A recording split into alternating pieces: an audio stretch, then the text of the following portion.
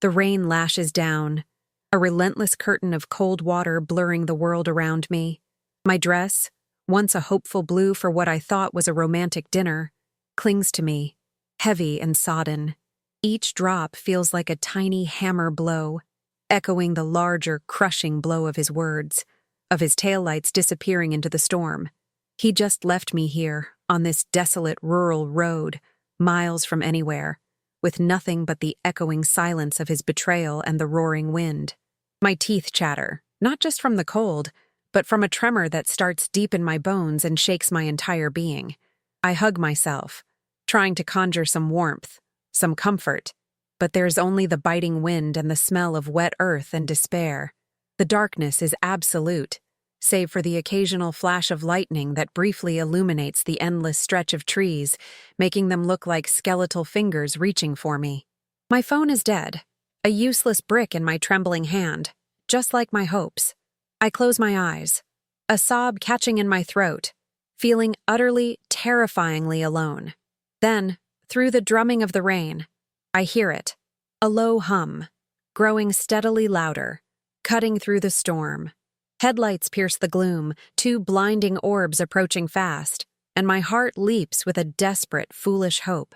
But as the vehicle draws closer, its silhouette is too sleek, too dark, too imposing to be a friendly passerby. It's a black SUV, massive and silent as a predator, pulling up beside me, its engine a low growl. The passenger window glides down with an almost imperceptible whir, revealing a face I've only ever seen in hushed whispers and newspaper headlines. His eyes, dark and unreadable, fix on mine, and a voice, deep and resonant, cuts through the downpour like a knife. Get in. The command hangs in the air, thick and heavy, mingling with the scent of rain and exhaust. My mind, a chaotic mess of fear and disbelief, struggles to process the words. Get in. It's not a question, not an invitation, but an order, delivered with an authority that brooks no argument. My gaze flickers from his intense eyes to the dark interior of the SUV, where I can vaguely make out the hulking forms of other men, silent and still. Every instinct screams at me to run, to flee into the blackness of the woods, to choose the unknown dangers of the night over the very real, very palpable threat emanating from this vehicle. But my legs feel like lead, rooted to the sodden ground, and the cold has seeped so deep into my core that movement seems an impossible feat. The rain continues its assault, plastering my hair to my face, blurring my vision, yet his gaze remains sharp, unwavering, as if he can see straight into the terrified core of my soul. A shiver, more profound than any the cold could induce, racks my body.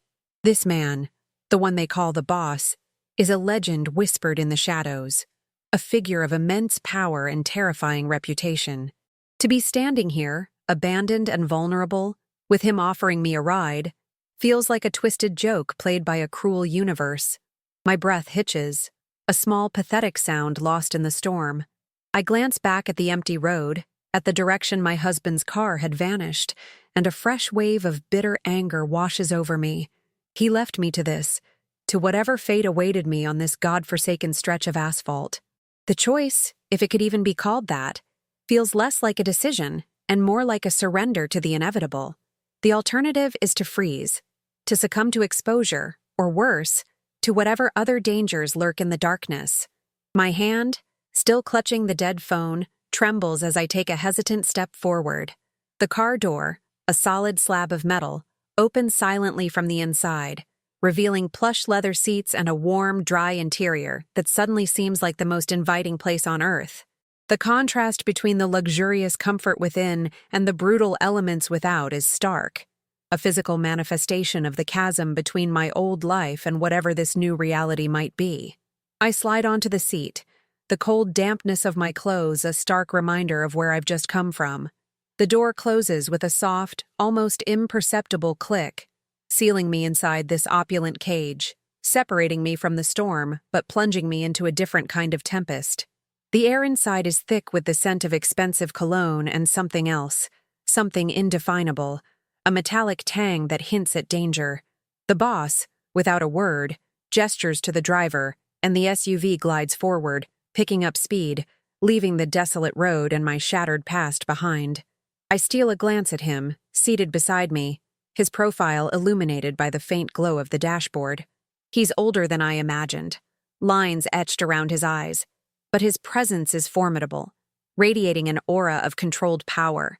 His suit is impeccable, not a wrinkle in sight, a stark contrast to my disheveled appearance.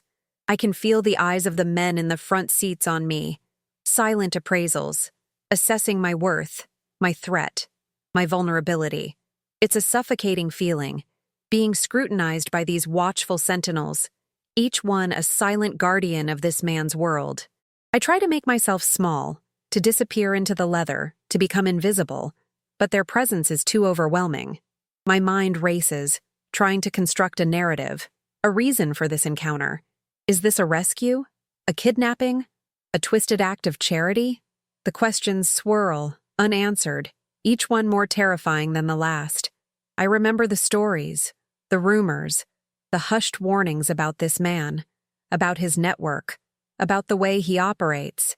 He doesn't do anything without a reason, without an agenda.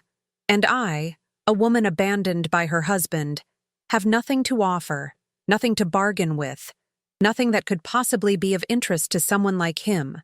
Yet, here I am, speeding away into the night, my fate now inextricably linked to his, a pawn in a game I don't understand, a game I never asked to play.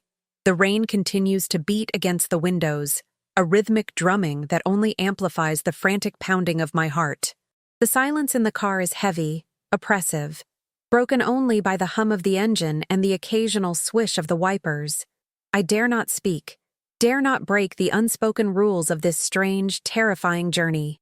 My gaze drifts to my reflection in the window, a pale, haunted face staring back, eyes wide with a mixture of fear and a nascent, desperate curiosity.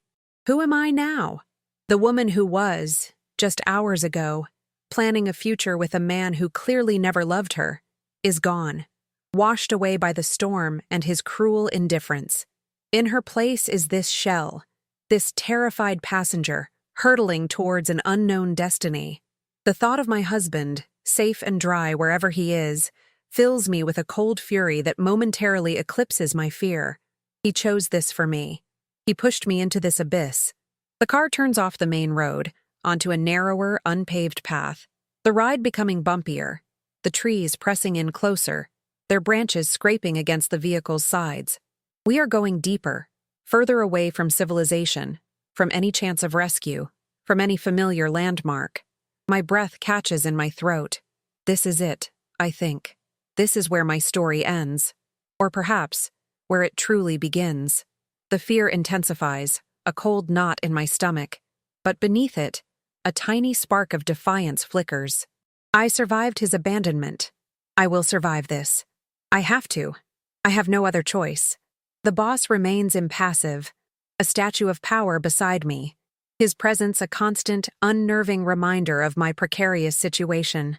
I try to read his expression, to find some hint of his intentions, but his face is a mask, revealing nothing. The journey feels endless, a blur of darkness and rain. My body aches from the cold and the tension, every muscle coiled tight.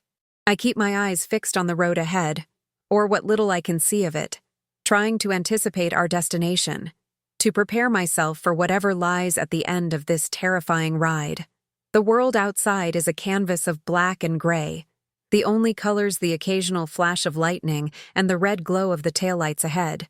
I can feel the weight of the boss's presence, a silent pressure that fills the space between us. He hasn't spoken another word since his initial command, and I'm too afraid to break the silence. What would I even say? Thank you for picking me up after my husband left me for dead? The absurdity of the situation would be comical if it weren't so utterly terrifying. My thoughts drift to my life before this night, a life that now seems impossibly distant, almost dreamlike. The small apartment, the mundane routines, the quiet aspirations, all of it feels like a faded photograph, a memory belonging to someone else. How quickly everything can change, how swiftly a carefully constructed world can crumble into dust. One moment, I was a wife, albeit an unhappy one, and the next, I am a passenger in a crime boss's car, speeding towards an unknown fate. The transition is so abrupt, so brutal, that it feels surreal. I pinch myself, hoping to wake up from this nightmare. But the pain is real. The cold is real. The fear is real. This is my new reality, raw and unforgiving. The car finally slows, turning into what appears to be a long, winding driveway, flanked by tall, imposing gates that seem to materialize out of the darkness. They swing open silently, revealing a glimpse of a sprawling estate, a modern mansion bathed in soft, strategic lighting. It's isolated, surrounded by dense foliage, a fortress hidden from the world. My breath hitches again. This is not a drop-off point. This is a destination. My heart pounds against my ribs, a frantic drumbeat against the silence. The SUV pulls up to the main entrance, a grand, imposing structure that speaks of immense wealth and power. The rain has lessened to a drizzle here, as if even the storm respects the boundaries of this place. The car doors open simultaneously, and the men in the front seats exit first, moving with a practiced efficiency that speaks of years of training. One of them opens my door, his face impassive, his eyes giving nothing away. I hesitate, my gaze darting to the boss. He's already out of the car, standing tall and imposing, waiting for me. There's no choice but to follow. I step out, my wet shoes sinking slightly into the gravel driveway. The air is cooler here, cleaner, but still heavy with an unspoken tension. The mansion looms before me, a silent, watchful giant, its windows' dark eyes observing my every move. I feel like an intruder, a trespasser in a world that is utterly alien to me. My eyes scan the surroundings, taking in the manicured lawns, the distant glow of lights from what might be other buildings, the impenetrable darkness of the woods beyond. This place is a world unto itself, self-contained and self-sufficient, a testament to the boss's power and his need for absolute control. The thought sends another shiver down my spine. What kind of life is lived within these walls? What secrets are hidden behind those elegant facades? I am about to find out, whether I want to or not. My clothes are still damp, clinging uncomfortably, but the cold outside is less biting than the cold dread that has settled in my chest. I wrap my arms around myself, a futile gesture of self-protection. The boss begins to walk towards the entrance, and I fall into step behind him, a reluctant shadow. The men who were in the car follow, forming a silent perimeter, their presence a constant reminder of the invisible chains that now bind me. The grand double doors swing open before we even reach them, revealing a brightly lit foyer, a stark contrast to the darkness outside. The interior is modern, minimalist, yet undeniably luxurious. With polished floors and abstract art adorning the walls, it's a space designed to impress, to intimidate, to assert dominance.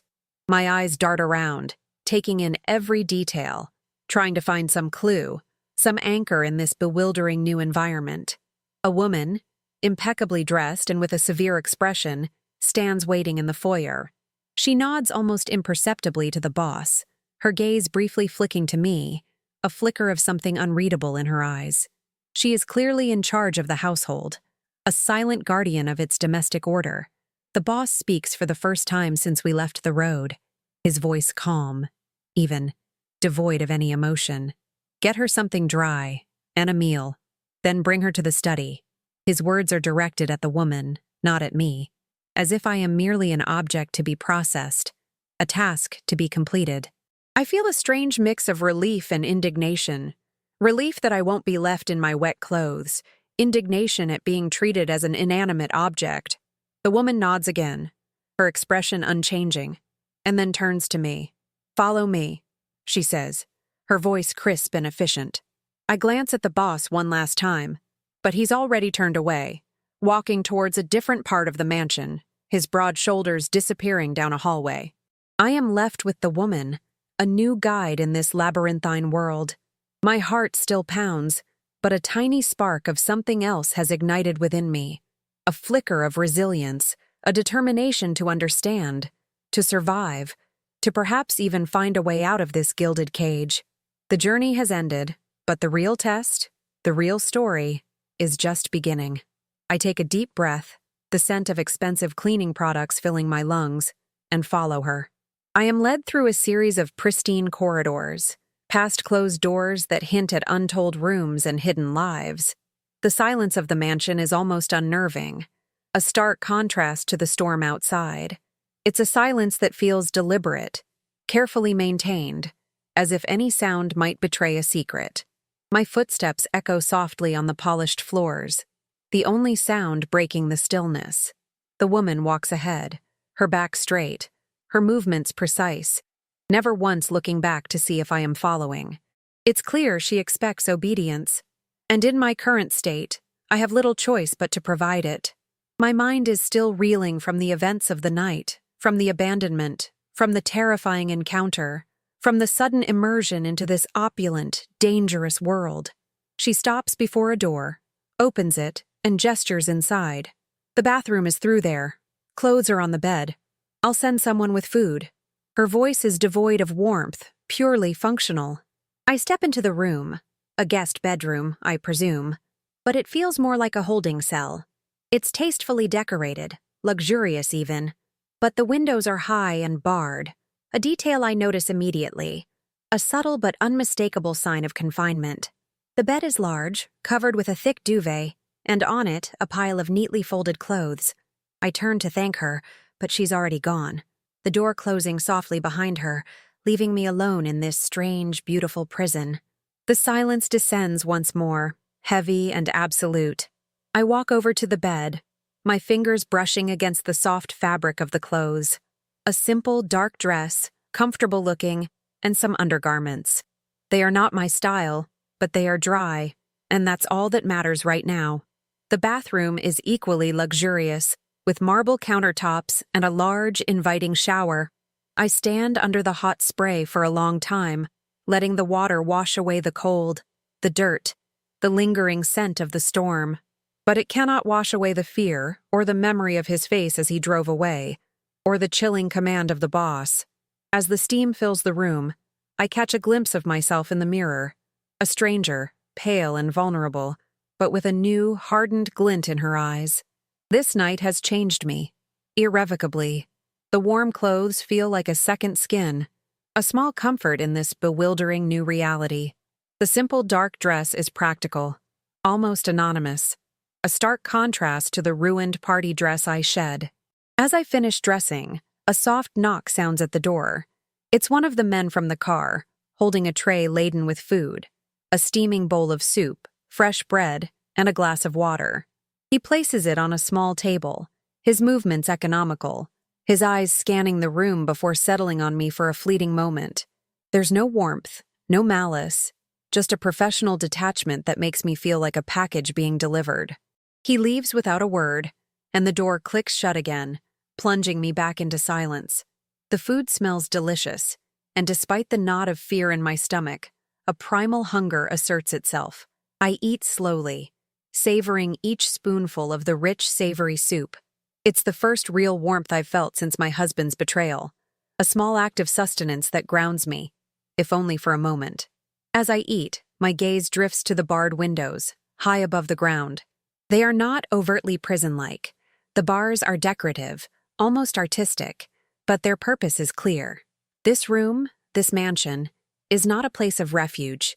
It is a place of control. I am a guest, yes, but a captive one. The realization settles heavily in my chest, a cold weight that no amount of hot soup can dispel. My mind, however, is beginning to clear, the initial shock giving way to a more pragmatic assessment of my situation. I need to understand what this man wants and what my options are. After the meal, another knock, and the same woman from the foyer appears. "The boss will see you now," she states, her voice as crisp as before. My heart gives a nervous flutter, but I push down the fear. This is it, the moment of truth. I follow her, my footsteps echoing once more through the silent corridors. This time, she leads me to a different part of the mansion, to a heavy, ornate door that she opens with a soft push. The room beyond is a study, filled with dark wood, leather-bound books, and the faint scent of old paper and expensive cigars. The boss is seated behind a massive desk, a single lamp illuminating his face, casting long shadows across the room. He gestures to a chair opposite him, a silent invitation. I sit, my hands clasped tightly in my lap, my gaze fixed on his. He studies me for a long moment, his dark eyes piercing, as if trying to read my very thoughts. The silence stretches, thick with unspoken questions and unarticulated demands. I resist the urge to fidget, to break eye contact, to show any sign of weakness. I am no longer just the abandoned wife. I am a survivor, and I will not crumble. Finally, he speaks, his voice calm and measured. Your husband, he made a mistake. The words are simple, yet they carry a chilling weight, a pronouncement of judgment that sends a shiver down my spine. He knows. He knows everything. The realization is both terrifying and strangely liberating. He owed me, the boss continues, his gaze unwavering, a significant amount, and he thought he could disappear, leaving you as collateral. My breath catches. Collateral. That's what I am. A bargaining chip, a pawn in his dangerous game. The anger towards my husband flares anew, a hot, bitter flame in my chest. He didn't just abandon me. He used me, left me as payment for his debts. The depth of his betrayal is unfathomable. I don't deal in violence against innocence, the boss states, almost as an afterthought, his voice still even. But I do deal in consequences. And you, unfortunately, are a consequence of his actions. His words are not a threat, but a statement of fact, cold and undeniable. My mind races, trying to piece together the implications. If he doesn't deal in violence against innocence, then what does he deal in? What kind of consequence am I? What do you want from me? I ask, my voice surprisingly steady, though my heart is hammering. He leans back in his chair, his eyes never leaving mine. Information, access, leverage. He pauses, letting the words sink in. Your husband, despite his foolishness, had certain connections that could be useful to me. And you, as his wife, however estranged, are the key to unlocking some of those doors. The idea is preposterous, terrifying. I know nothing of his illicit dealings, his shadowy world. Or do I? He must see the confusion, the denial in my eyes. He spoke to you, didn't he? About his business, his associates, his plans? Perhaps not in detail, but in fragments, in passing remarks, in names you overheard. You were his confidant, his partner. Even if you didn't realize the true nature of his activities, the truth of his words hits me with a jolt. There were whispers, veiled comments, strange phone calls, late nights. I dismissed them as work, as stress, as things I didn't need to understand. But now, in the cold light of this dangerous room, those fragments coalesce into a terrifying mosaic. I did know things I never wanted to know, things that now place me in unimaginable peril. I don't know anything useful, I stammer, a desperate plea. He smiles then, a thin, humorless curve of his lips. Everyone knows something useful. The question is whether they realize it, or whether they are willing to share it. His gaze intensifies, and I feel a cold dread creep up my spine. This isn't a request. It's an expectation. You have a choice, he continues, his voice dropping slightly, becoming more intimate, more dangerous. You can cooperate, help me recover what your husband stole, and perhaps find a new path for yourself. Or you can refuse and face the consequences of his actions, alone and unprotected. The unspoken threat hangs heavy in the air, a suffocating weight. My mind reels, grappling with the enormity of the decision. Cooperate with a crime boss? Become an informant? A tool in his dangerous network?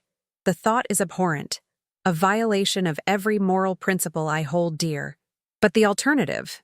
The alternative is to be cast out, vulnerable and exposed, to face the wrath of a man who clearly holds immense power, a man who sees me as nothing more than a debt to be collected. And my husband, the man who put me in this position, is nowhere to be found, probably enjoying his freedom while I face the fallout. A bitter resentment boils within me, fueling a nascent defiance. Why should I protect him after what he did? What kind of cooperation? I ask, my voice barely a whisper, but firm. He nods, a flicker of approval in his eyes. Simple tasks initially: observing, listening, reporting. You have a unique perspective, a familiarity with certain circles that my people do not.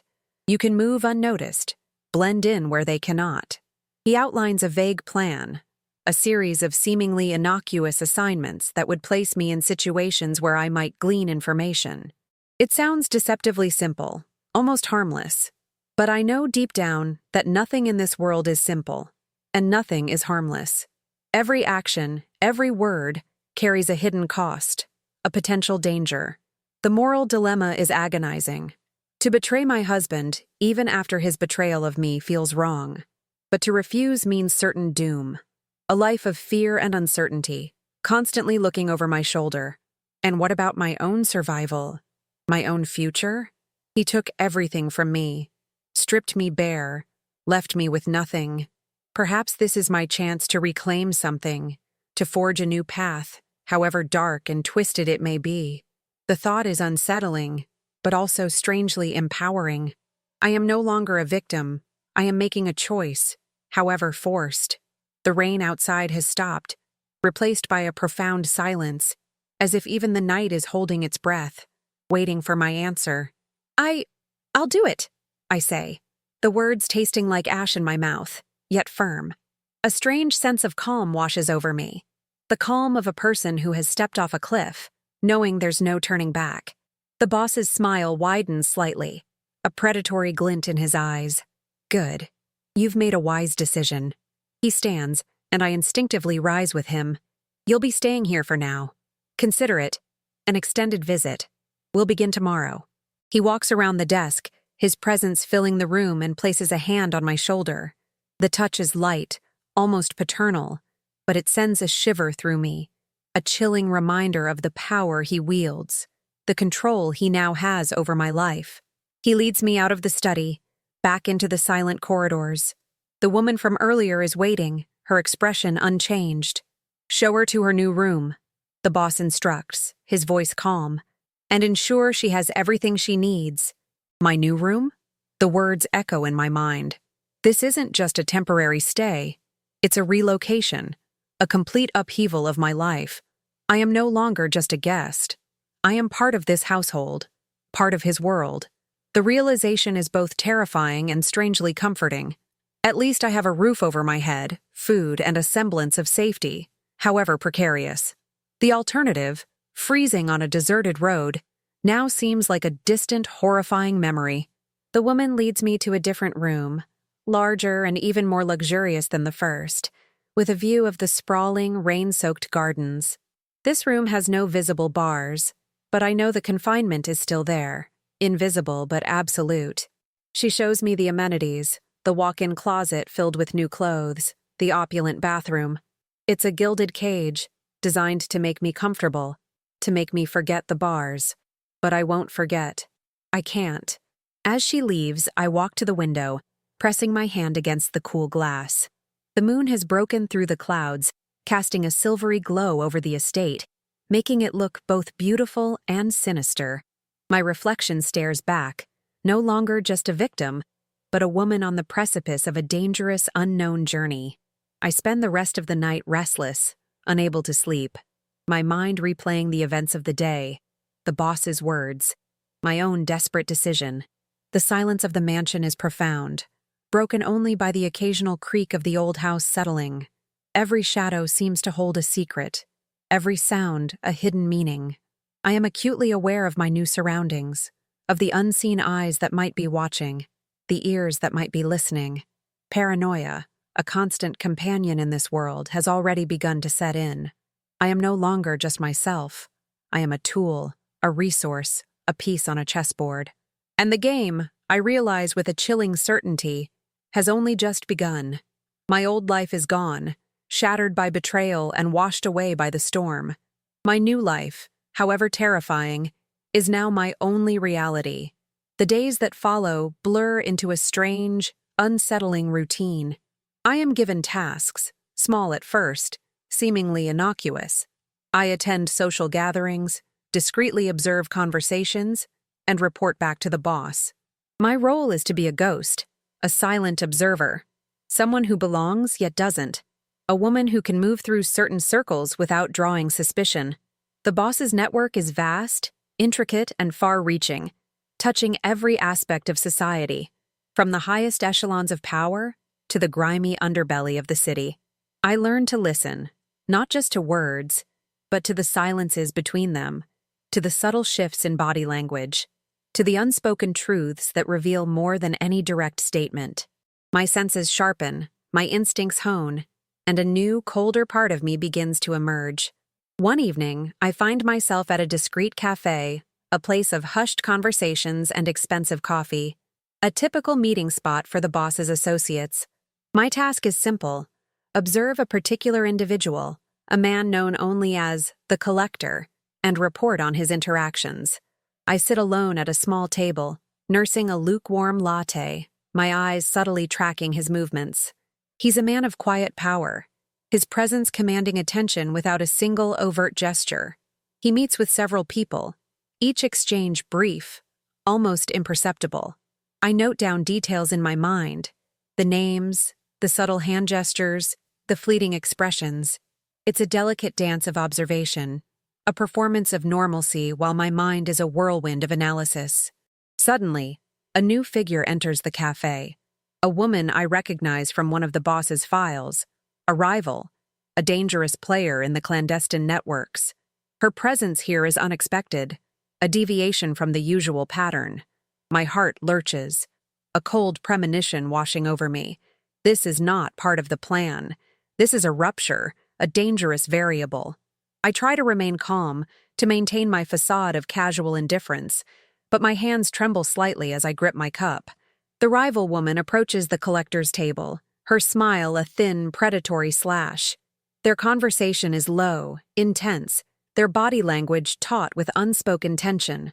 I strain to hear, to catch any fragment of their exchange, but their voices are too soft, too guarded. Then, I see it. A subtle movement, a flash of something metallic in the rival woman's hand as she reaches across the table, seemingly to shake the Collector's hand. My breath catches in my throat. It's too quick, too practiced, too deliberate. My mind screams a warning, a sudden, terrifying clarity cutting through the mundane cafe noise. This isn't a negotiation. It's an ambush. Without thinking, without a conscious decision, I act. I push my chair back with a loud scrape, sending my latte crashing to the floor, the ceramic shattering with a sharp crack that echoes through the suddenly silent cafe. All eyes turn to me, including those of the Collector and the rival woman. The distraction is momentary, but it's enough. The rival woman freezes, her hand still extended, the metallic glint now clearly visible, a small, wicked blade. The Collector, startled by the noise, pulls his hand back, his eyes widening in sudden realization. In that split second, his bodyguards, who had been blending seamlessly into the background, spring into action, surrounding him, their hands moving to concealed weapons. The rival woman, her cover blown, snarls, her eyes darting towards me, a look of pure venom in their depths. She knows. She knows I deliberately interfered. The air crackles with danger, the quiet cafe transformed into a powder keg, ready to explode. My heart pounds, a frantic drum against my ribs, threatening to burst through my chest.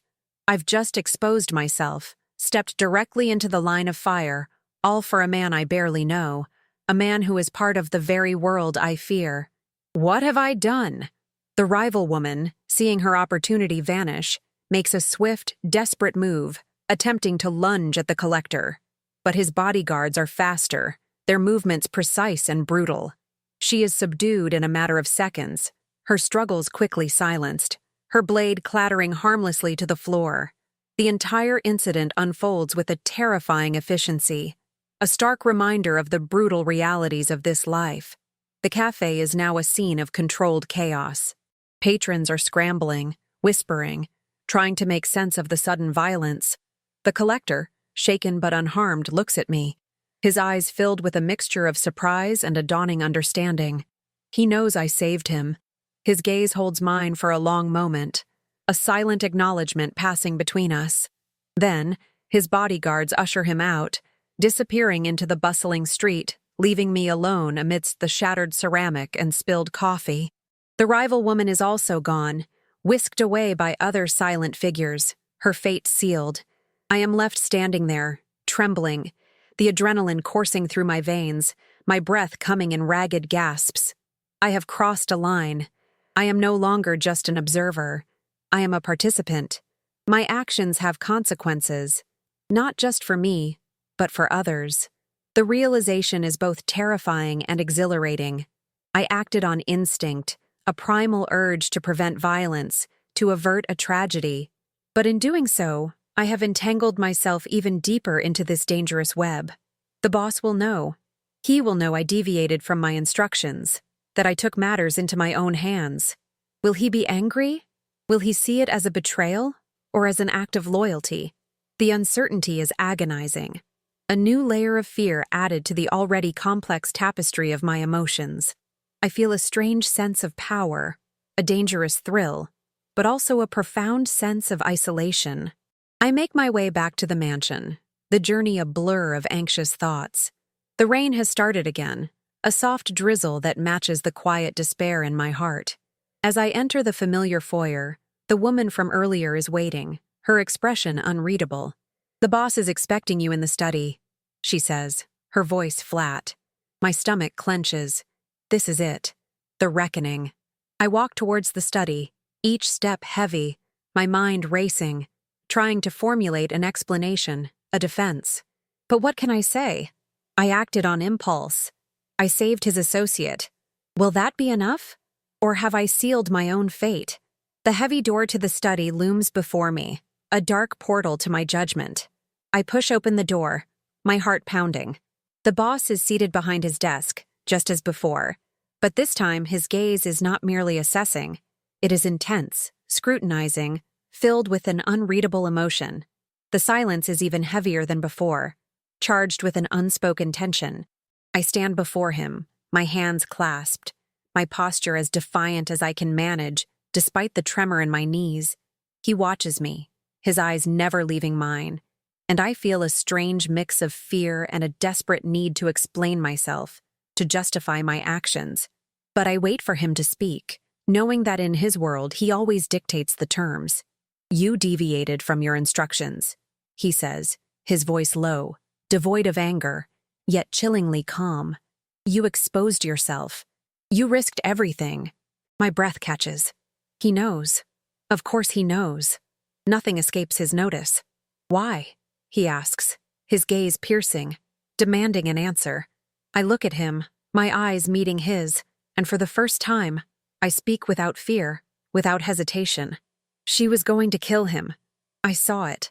I couldn't just watch. The words tumble out, raw and honest, a testament to the unexpected moral compass that still guides me, even in this dark world. He continues to study me, his expression unreadable, and for a moment, I fear the worst. Has I overstepped? Have I sealed my own doom? Then a slow smile spreads across his face, a genuine, albeit dangerous smile that reaches his eyes. "No," he says, his voice softer now, almost approving. "You couldn't. And that, my dear, is precisely why you are valuable." My breath escapes in a shaky sigh of relief. I haven't failed. I've proven myself. I've shown him a side of me he didn't know existed, a side that, in his twisted world, is an asset. The realization is both terrifying and strangely empowering. I am not just a pawn. I am a player, however reluctant. "You saved him," the boss continues, his gaze still holding mine. "You acted on instinct with courage. That is a rare quality in this business." He stands, walking around the desk, and stops before me, his presence overwhelming. "You are no longer just an observer. You are part of this. You are one of us." The words are a pronouncement, a binding oath, a final severance from my old life. I am no longer just the abandoned wife. I am now inextricably linked to this man, to his network, to his dangerous world. The thought sends a shiver through me, a mix of dread and a strange, unsettling sense of belonging. My life, once shattered, has been rebuilt, but on foundations of shadow and peril. The aftermath of the cafe incident leaves me with a strange mix of exhilaration and profound unease. My actions, impulsive and dangerous, have solidified my position within the boss's inner circle, but at what cost? I am no longer merely a pawn. I am a piece on the board, capable of making my own moves, however small. This newfound status brings with it a heavier burden of responsibility, a deeper understanding of the risks involved. The silent men who guard the mansion, who drive the SUVs, now look at me with a different kind of respect, a quiet acknowledgement of my unexpected courage. It's a chilling validation, a testament to the brutal logic of this world. The boss's approval, however, is a double-edged sword. It means more trust, more access, but also more danger. My assignments become more complex, more directly involved in the intricate web of his operations.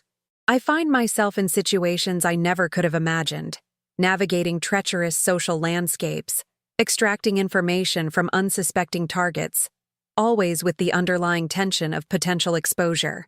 The paranoia that once flickered now burns steadily, a constant companion. Every new face is a potential threat, every casual conversation a possible trap. I learn to read people, to discern their true intentions beneath layers of polite smiles and veiled words. One particular assignment stands out: a meeting with a corrupt politician in a secluded modern mansion. My role is to act as the boss's associate, a silent partner, observing the negotiations. The mansion is opulent, almost ostentatious, a stark contrast to the boss's more understated fortress. The politician, a man with a slick smile and eyes that betray a deep-seated greed, is clearly uncomfortable with my presence, his gaze lingering on me with a mixture of suspicion and thinly veiled contempt. He underestimates me, sees me as nothing more than a decorative accessory, and that, I realize, is my greatest advantage. I am the invisible weapon, the silent observer who sees everything. During the meeting, a crucial piece of information is accidentally revealed. A detail about a rival operation that could severely undermine the boss's interests. The politician, in his arrogance, lets slip a name, a location, a time. It's a small detail, easily missed, but my heightened senses, honed by weeks of observation, catch it. My heart pounds, a silent alarm bell ringing in my head. This is big. This is a game changer. I maintain my impassive expression, my gaze fixed on the boss, who, I realize, has also caught the subtle slip. A flicker of something passes between us, a shared understanding, a silent communication that speaks volumes. The meeting concludes, the politician oblivious to his blunder, his slick smile still in place. As we leave the mansion, the boss's demeanor is unchanged, but I can feel the coiled tension beneath his calm exterior. We get into the SUV, the silent men already in their positions. The moment the doors close, the boss turns to me, his eyes sharp, intense. The name, he says, his voice low, urgent. The location, the time. I recite the details, my voice steady, precise. He listens, his gaze never leaving mine, a flicker of something akin to satisfaction in his eyes. Good, he says. A single powerful word that validates my existence in this dangerous new world. The information I provided leads to a swift and decisive counter-operation. I am not directly involved in the action, but I witness the aftermath, the ripple effects of the boss's power. The rival operation is dismantled, its leaders neutralized, its assets absorbed. The politician, who thought he was playing both sides, finds himself exposed, his career and reputation in ruins. I see the cold, brutal efficiency of this world, the swift and unforgiving consequences for those who cross the boss. It's a terrifying display of power, a stark reminder of the forces I am now aligned with, and the forces I am now protected from. My role in this victory, however small, solidifies my place. I am no longer just a survivor. I am an asset, a valuable component of the boss's machine. The men around me, once distant and guarded, now treat me with a grudging respect, a quiet acknowledgement of my capabilities. I am given more freedom within the mansion, allowed to move more freely, to interact with other members of the household. But the freedom is an illusion, a gilded cage with slightly wider bars. I am still bound, still controlled, still a part of his world, with no clear path out. The thought is both comforting and suffocating. I often find myself reflecting on my husband, on his betrayal, on the life I left behind. The anger has not faded, but it has transformed, hardening into a cold resolve. He thought he could discard me, leave me to fend for myself, but he underestimated me. He underestimated my resilience, my capacity to adapt, to survive, and in doing so, he inadvertently pushed me into a world far more dangerous, far more powerful than his own. The irony is not lost on me. He sought to escape his debts, and in doing so, he created a new, unexpected asset for his creditor, an asset that now holds a strange, unsettling power. The moral ambiguities of my situation weigh heavily on me, especially during the quiet hours of the night. I am helping a man who operates outside the law, a man who deals in power and control, a man who is undeniably dangerous. Yet, he also saved me, gave me a purpose, however dark. I am not a criminal, not in the traditional sense, but I am complicit. I am part of his network, a cog in his machine. The lines between right and wrong have blurred, distorted by the harsh realities of survival. I am no longer the innocent woman abandoned in the rain. I am something else, something harder, something more complex. My relationship with the boss evolves, becoming less about fear and more about a strange, unspoken understanding. He sees my value, my unique perspective, my ability to navigate worlds he cannot. I see his ruthlessness, his strategic mind, his unwavering control. There is a mutual respect, born not of affection, but of necessity and shared purpose. He is my protector, my captor, my employer, my mentor in this dark new life. It's a complicated dynamic, one that I am still trying to fully comprehend, one that constantly challenges my perceptions of myself and the world around me. One evening, as I sit in my room, looking out at the rain-swept gardens, a thought strikes me with chilling clarity. My husband is still out there, somewhere. And if he ever returns, if he ever tries to reclaim his old life, or worse, tries to harm me, he will not be facing the same woman he abandoned. He will be facing someone forged in the crucible of this dangerous world, someone with powerful allies, someone who has learned to fight, to survive, to adapt. The thought is both terrifying and empowering, a testament to the profound transformation I have undergone. My past is a ghost, my future uncertain, but my present is a dangerous, exhilarating reality. The mansion, once a gilded cage, now feels more like a fortress, a sanctuary from the chaos of the outside world. I have found a strange sense of belonging here, a place where my new skills are valued, where my past is irrelevant, where my survival is assured, for now. But the peace is always precarious, always shadowed by the constant threat of betrayal, of rivals, of the inherent dangers of this life. I am always on edge, always aware, always ready. The innocent woman who once dreamed of a quiet life is gone, replaced by a sharper, more resilient version of myself, a woman who has learned to dance with danger, to walk the tightrope between survival and oblivion. The journey from a deserted road to the heart of this clandestine world has been brutal, transformative. I have lost everything, but I have also gained something, a strength I never knew I possessed, a resilience forged in the fires of betrayal and fear. The rain still falls sometimes, a gentle reminder of that night, of the moment my life irrevocably changed. But now, when I hear the rain, it no longer sounds like despair. It sounds like a new beginning. However dark, however uncertain, I am here, I am alive, and I am ready for whatever comes next. The game continues, and I am, for better or worse, a player. Months have passed since the incident at the cafe, since my unexpected elevation within the boss's organization. The initial shock has long since worn off, replaced by a hardened pragmatism, a new way of seeing the world through the lens of power and survival. I move through the mansion with a quiet confidence, no longer a bewildered guest, but a recognized presence. My opinions sometimes sought, my observations always valued. The men who once watched me with suspicion now offer curt nods of acknowledgement, a silent testament to my earned place.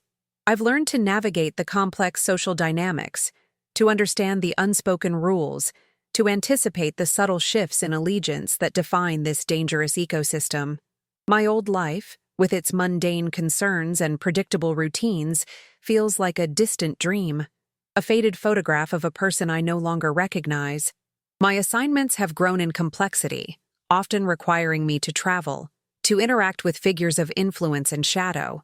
I've become adept at reading situations, at extracting information without ever asking a direct question, at presenting myself as an innocuous, yet sharp, observer. The boss trusts me with delicate negotiations, with situations where a heavy hand would only cause more problems. He values my ability to blend in, to disarm, to see the nuances that his more direct enforcers might miss. It's a strange kind of power, this subtle manipulation, this dance of words and glances, and I find myself surprisingly good at it, a natural talent unearthed by necessity. The threat of my husband, however, remains a low hum beneath the surface of my new life. The boss's network has confirmed his continued absence, his disappearance complete, but the silence is unsettling. Is he truly gone? Or is he merely biding his time, waiting for an opportune moment to resurface? The paranoia is a constant companion, a shadow that follows me even into the most secure corners of the mansion. I've learned to live with it, to incorporate it into my daily vigilance, to never truly let my guard down. Every new face, every unexpected sound, every fleeting glimpse of a black car in my periphery sends a jolt of adrenaline through me, a reminder of the unfinished business that still links me to my past. One evening, a package arrives, discreetly delivered to my room. It's small, wrapped in plain brown paper, with no return address. My heart pounds as I carefully unwrap it, my fingers trembling slightly. Inside, nestled on a bed of tissue paper, is a single, tarnished silver locket, a locket my husband gave me years ago, a sentimental piece I thought I had lost. A cold dread washes over me. This isn't just a memento, it's a message. He's alive, he's watching, and he wants me to know it. The locket feels heavy in my palm, a tangible link to a past I thought I had severed, a chilling reminder that some ties are not easily broken. I take the locket to the boss, placing it on his desk without a word. He picks it up, his fingers tracing the worn silver, his expression unreadable. He doesn't need an explanation. He understands the implications immediately. He's making a move, he states, his voice calm, but with an underlying current of steel. A foolish one. He looks at me, his eyes piercing. This changes things. You are no longer just an asset. You are a target, and a weapon. It's secure.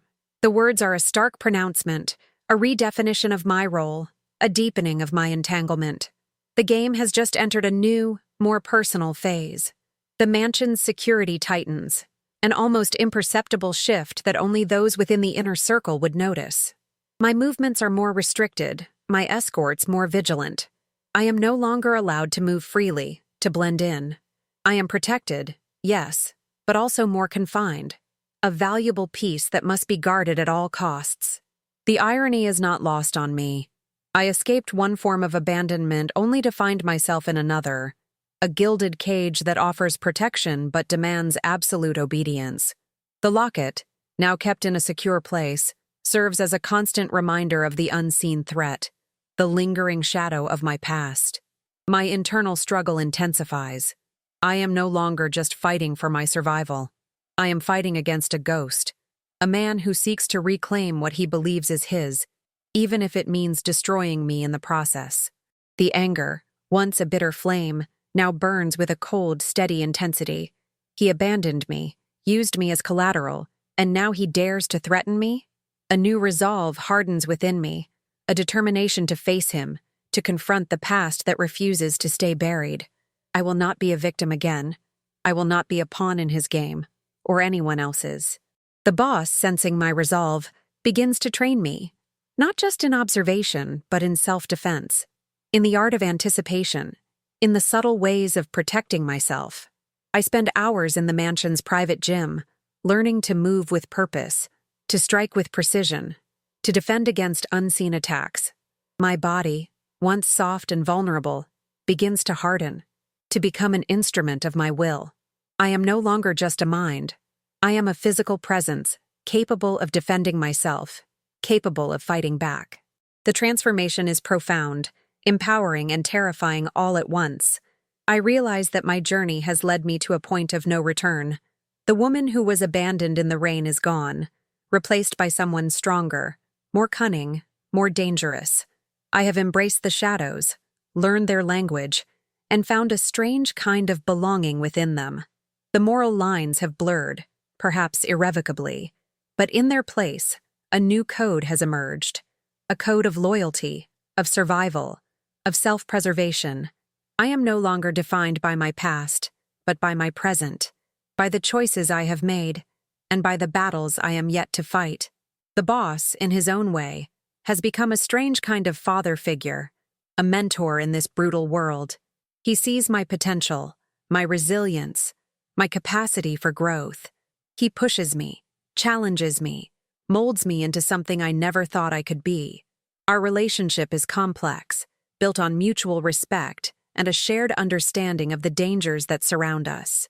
He is my protector, my employer, and in a twisted way, my only family in this new life. I am bound to him, not by fear, but by a strange sense of loyalty, a recognition of the path he has forged for me. The locket, though hidden, is always present in my mind, a constant reminder of the lurking threat. I know he will come. It's not a question of if, but when. And when he does, I will be ready. I will not be the same woman he left behind, weeping in the rain.